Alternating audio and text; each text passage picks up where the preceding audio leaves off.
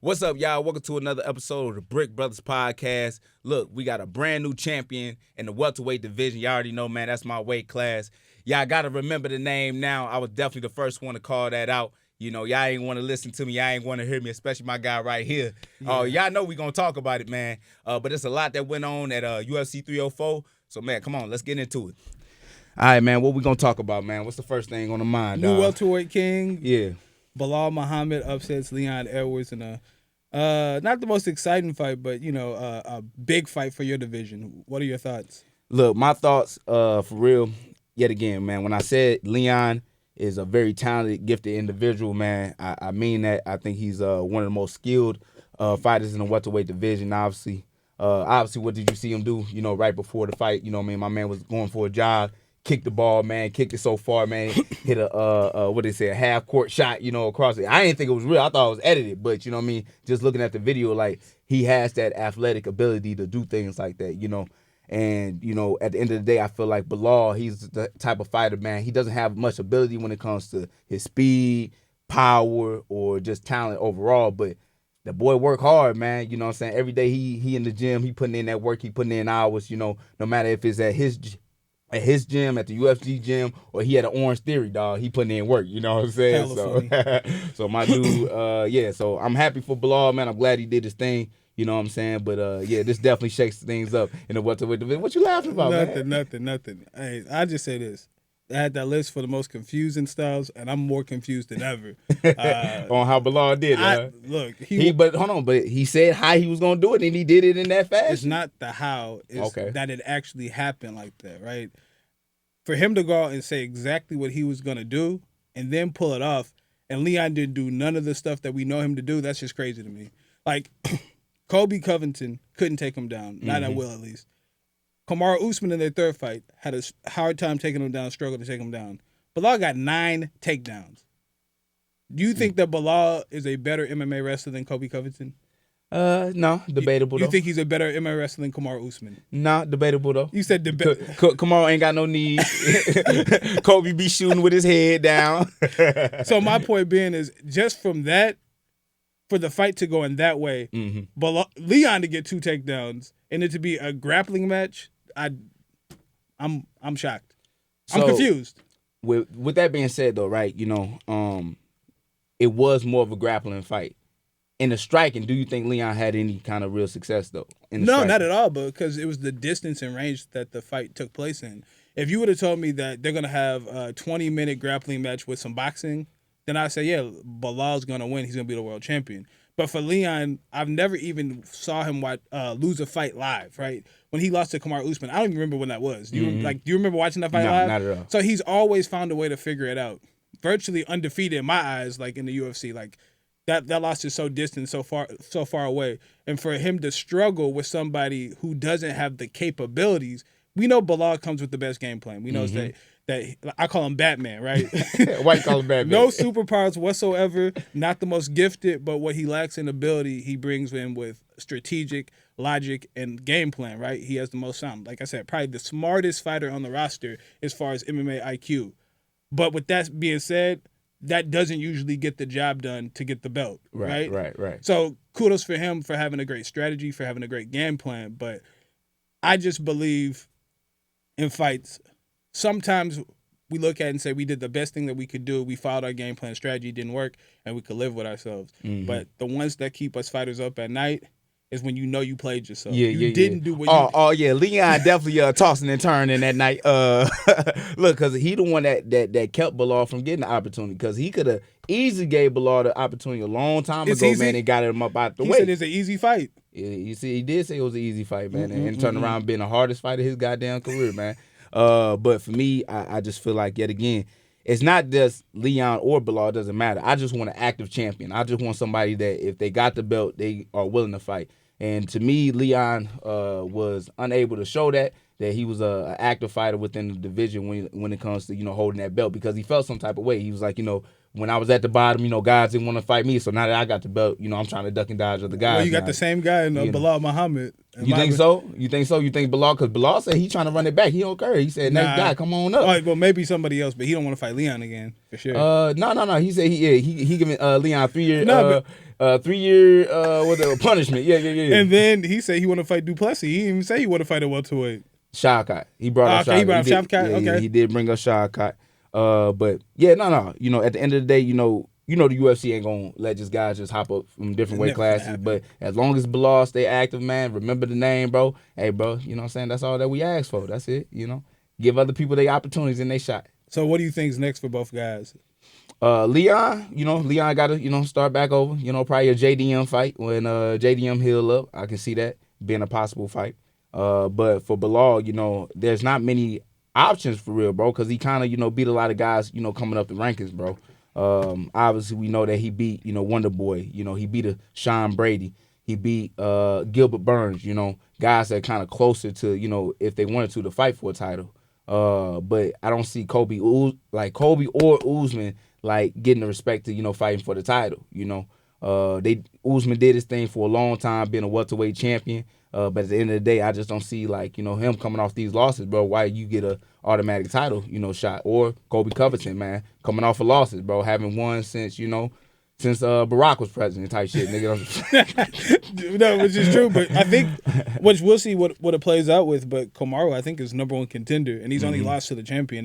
The Shavkat fight, that was at 85, right? And then again, no. Shavkat only fought at 170. Not Shavkat. I mean Hamzat.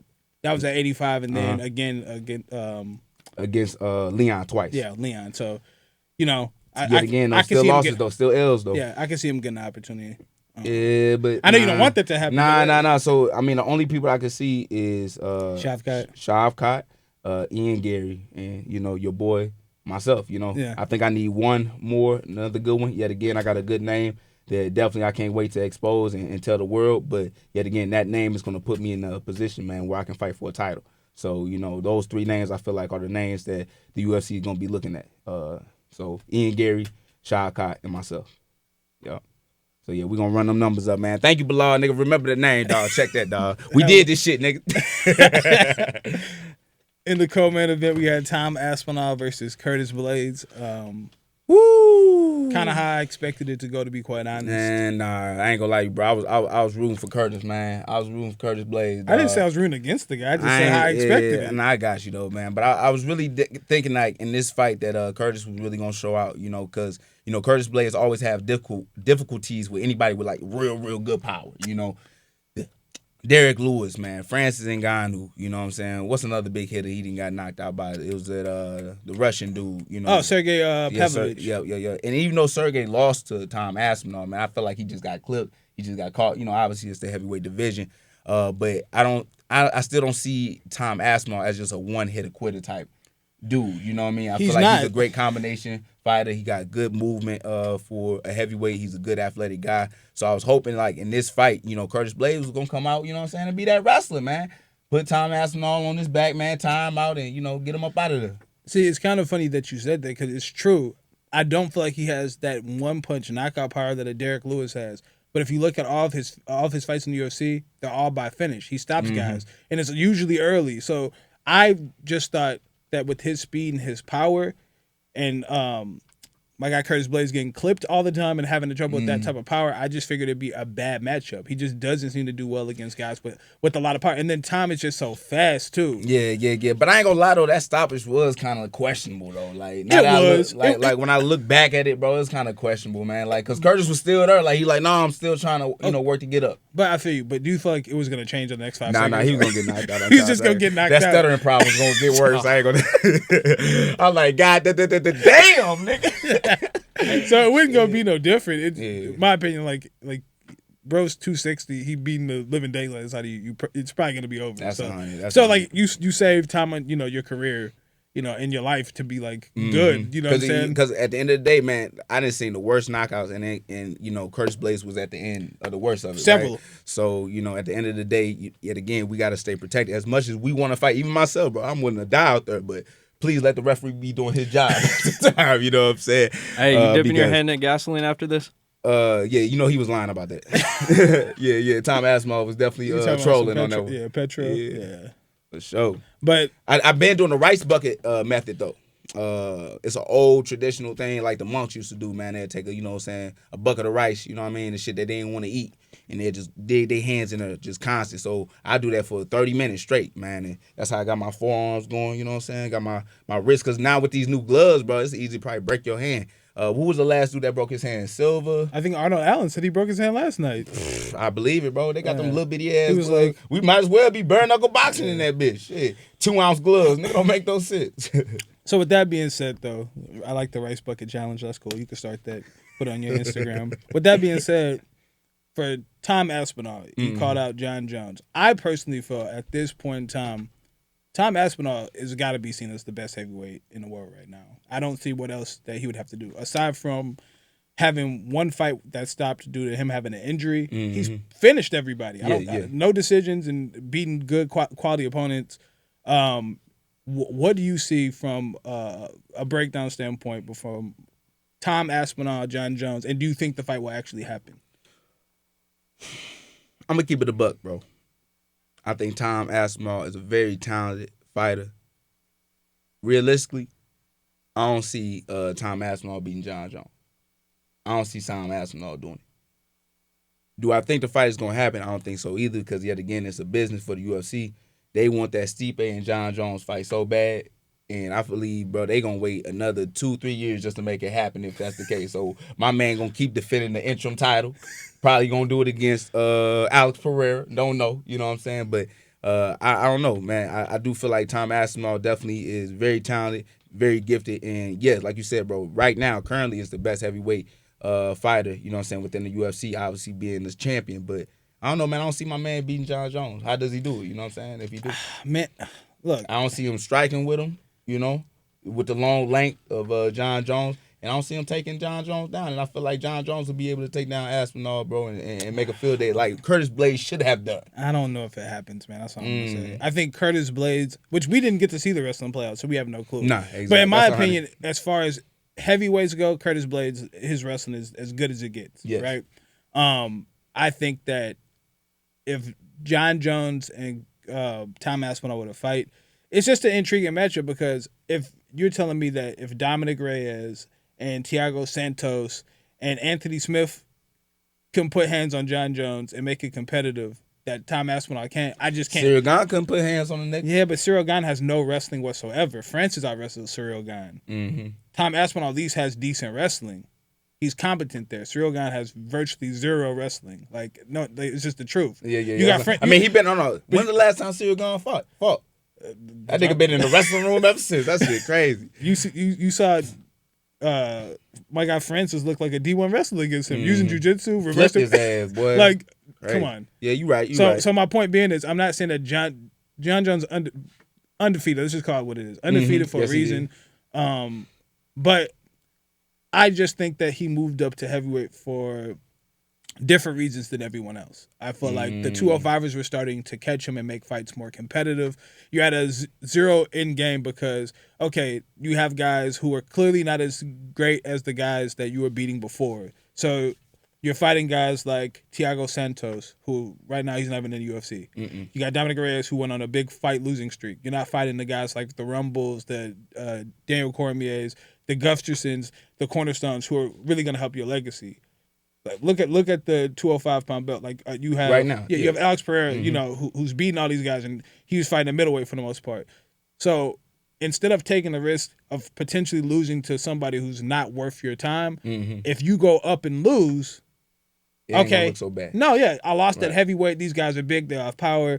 You look at the most heavyweight defenses. It's like, what, 2-3 title defenses. I feel like he can't make that excuse now because that nigga is a heavyweight now. So Jon Jones, yeah. So, but you know, he artificially made himself heavyweight. He chose to go up. Right. So you have that built-in risk versus reward, and that's smart. I'm not saying he's scared. It just makes more sense from a strategic standpoint. GSP did it, right? Yeah. When he came back, good lick. It just wasn't worth him going down to 170. If he fought, Robbie Lawler and lost, that would damage him versus really make his legacy any bigger. But if I go up and I beat an 85er, that's gonna bring my legacy to a new level, and it won't hurt what I did if I lose. So I feel like that's what it is. And with that being said, I just don't know how long Jon Jones can compete at heavyweight against top-level talent and not get knocked out, because they all get knocked out. And I would say that, too. I feel like right now, because how old is Jon Jones? 36? Got to be 36, yes. Right? Like I feel like right now is the prime time, but obviously he injured right now,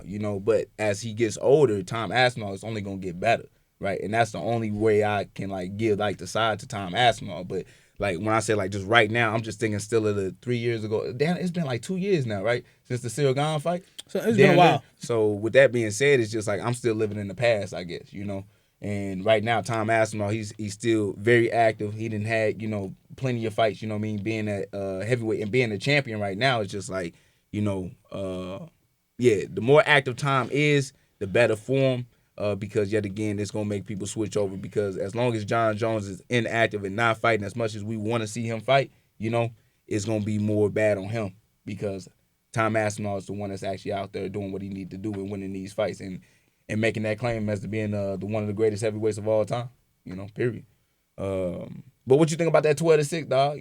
Because we're going back on Jon Jones being undefeated. They took that Matt Hamill loss off. Yeah. Has that actually been official? It deserved to be. It should. But I think 12-6 elbows. If the history from what I heard is true, the ice breaking demonstrations, and that's why it's illegal. That's just stupid. Yeah. As a fighter, you know this better than anybody. There ain't no difference between a 12-6 elbow, 10-5, 6-4. It doesn't matter. Elbow's an elbow. It's just silly. Because you have to think that's like saying you can't use a hook because it's more powerful than a jab. Why should the angle of a kick or a punch or a weapon be the determining factor? It's either should be legal or not. It's just a nonsensical. As long as you ain't aiming towards the spine, you're good, right? But no, Matt Hamill said, "Fuck that, dog. Run it back." My man was all on the ASL. Just check on Matt Hamill. That's what I want to say. He might need some money or something. He know he but he's not going to be Jon Jones. He ain't going to be Jon Jones. But regardless, though, it's just hey, that's the fighter in us, though. You know what I mean? We trying to get that money. We trying to get that bread. Who we got next? Paddy and my King man. Green. King Green came out to Euphoria and everything. Yeah, I'm gonna still put some respect on his name. Even though his real government name Robert. He got his name legally judged to King. So we so put some respect on it. Yeah, King Green before he come see you. But with this fight, I really felt like it was in Paddy's direction, especially if it went to the ground. But I knew that Bobby had a good chance of clipping Paddy if the fight stood to the feet. But my man went for a shot. My man tried to go, switch it up on us real quick, for the one time, and that's not it. Yep, and set the king down, dog. That's not it. Took the king to the king. I'm gonna keep it 1,000, right? King Green, Bobby Green, extremely entertaining, great fighter. What you saw him do against my guy Grant Dawson, like I said, take everybody down, be able to control him, use his jiu-jitsu, use his great top control. I would say that Grant is more effective at that style than Paddy. So I was really surprised to see Bobby Green just play into Paddy's hand. Mm-hmm. Yet again, I've said this multiple times, on air, off air. If you lose doing what your opponent wants to do best, you played yourself. I think Bobby Green, after he woke up, realized I played myself, right? I think he got his arm broke. It was just no need. If your coaches and your corners came up with that game plan, fire them all. That's horrible. It was just bad strategy. Everybody? Fire them all. Whole new team. That's crazy. Because we all kind of expected if the fight's standing, Bobby has a great chance. Not that Paddy can't win, but Tony Ferguson was having competitive moments. You know what I'm saying? Paddy's striking has always come second to his grappling. For you to say, let me take this guy down, it's either ego or incompetence. Either or, it doesn't matter. You lost because of it. Right. And when we lose doing what we do, second best to our opponent's strength, that's just silly. Why not use our strengths against our opponent's weaknesses? So, like I said, I can't say it any other way.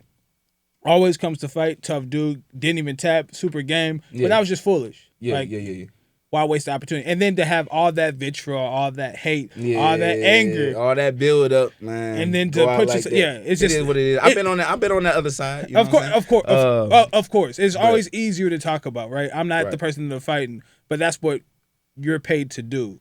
You're paid to go in there and use strategy, strategic logic, your strengths against your opponent's weaknesses. So having the right team tell your ass what you need to be doing, man, and what you shouldn't be doing. I'm not talking about Bobby Green as a fighter. I'm speaking about his performance that night, and it was a foolish one. That's all I'm saying. But speaking of Paddy, though, man, you heard who he called out? Renato Moicano. Woo, what you think about that one, though?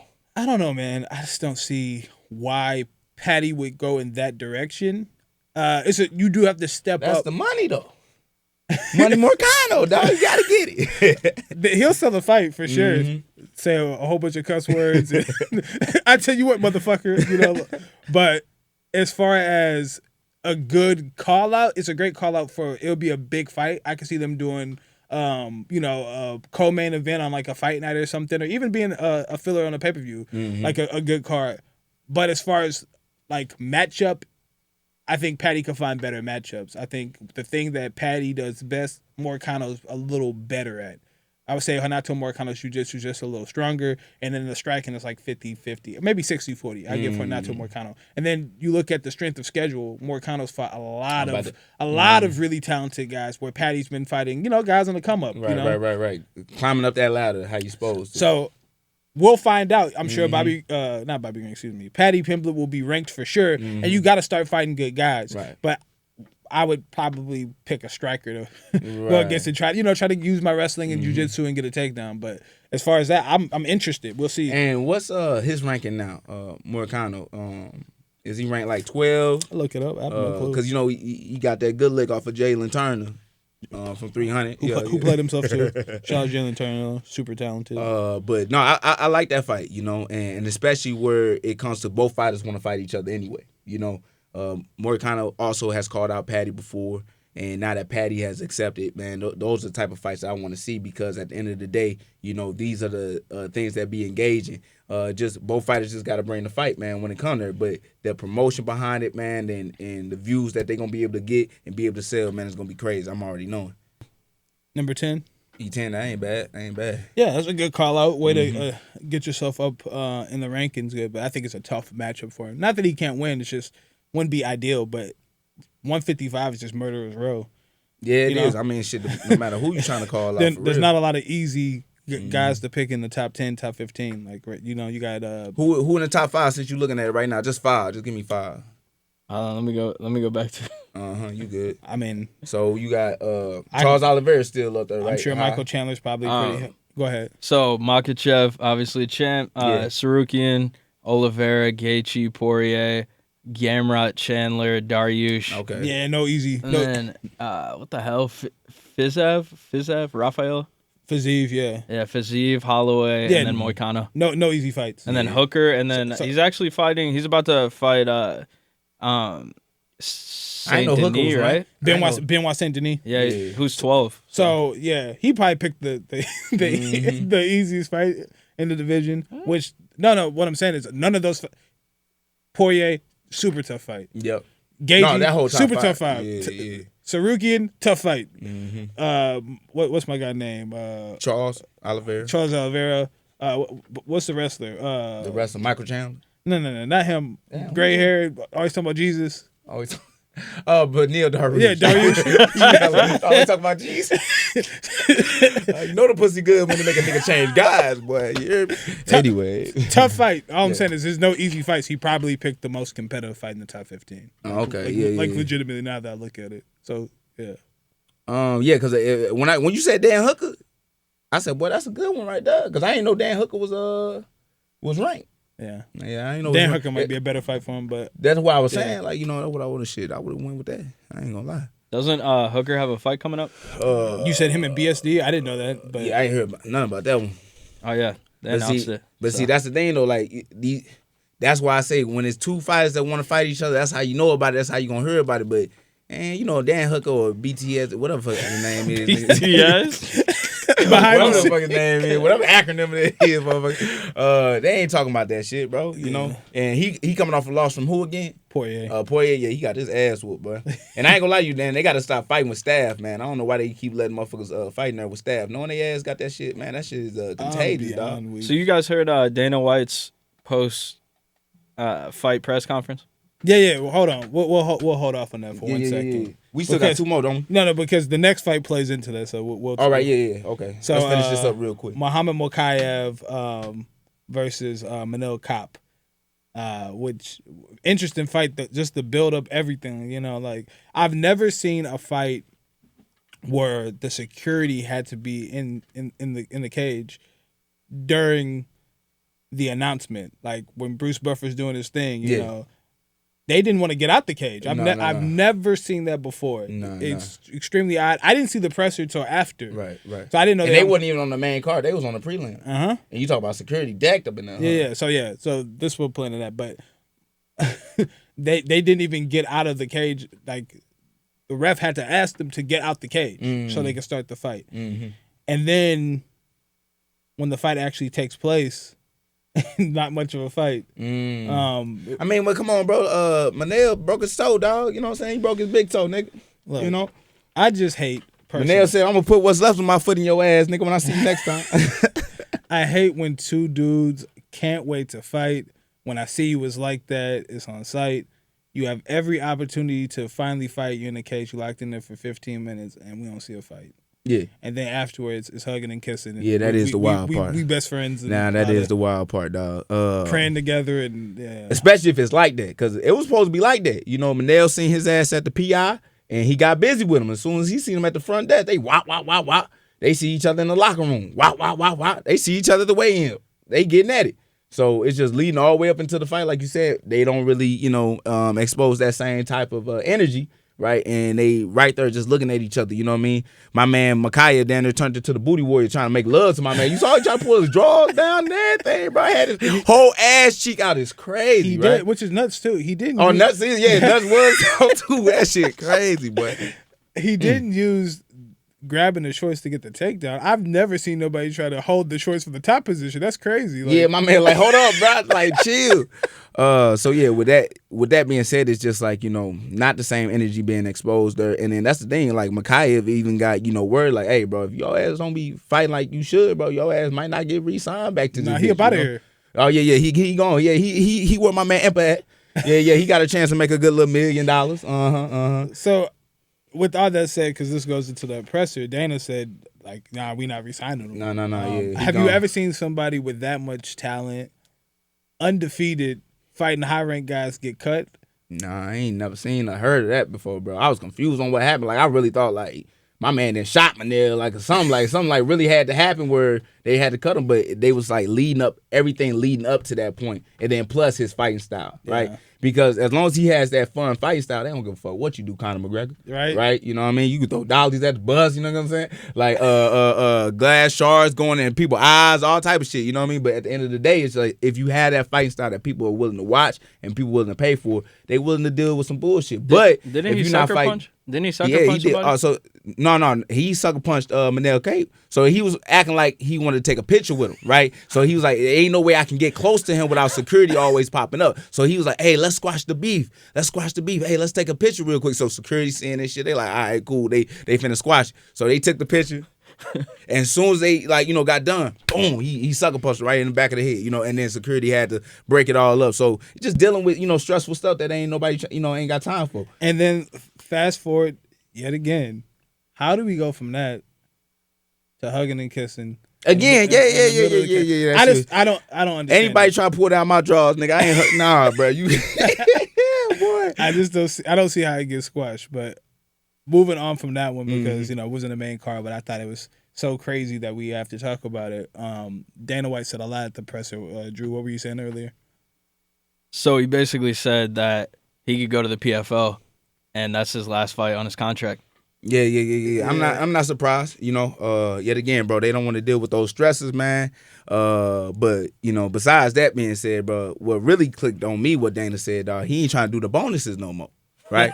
So with that being said, I feel like he ain't trying to raise them. He's not trying to raise the bonuses. Yeah. From like $50K. The 50 ain't nothing. You know what I'm saying? He raised these to 100, right? Yeah, he raised that to a little 100. You know what I'm saying? The 100 would have been cool. That little 50 though. That you know what I'm saying? I ain't gonna put my business out there, but little 50 be gone quick. You know what I'm saying? Little 50 be gone quick. But regardless though, it's just like like my man was saying, it's just all that type of hype leading up to the fight, didn't nobody really, dispel that, right? And no disrespect. Belal did his thing. I ain't gonna lie. Belal hunted but did Leon show up? Right? I think. And that's the funny thing. Dana said he was only gonna do it because Leon was like, yeah, let's get the, and he's like, all right, Leon, let's go then, right? Because he expecting another headshot dead situation, and we didn't get that, right? You have the whole situation between Mokaev and Kate. Like, y'all getting at it all motherfucking weekend. You know what I'm saying? You got my security doing work. Now let me see y'all go to work. You come out to be the booty warrior. You know what I mean? So you had several fights where, like, dudes just did not show up to really fight their ass off, You had a couple submissions here and there and cool, but, Dana want to see a dead body. You know what I'm saying? Aspinall got a bonus.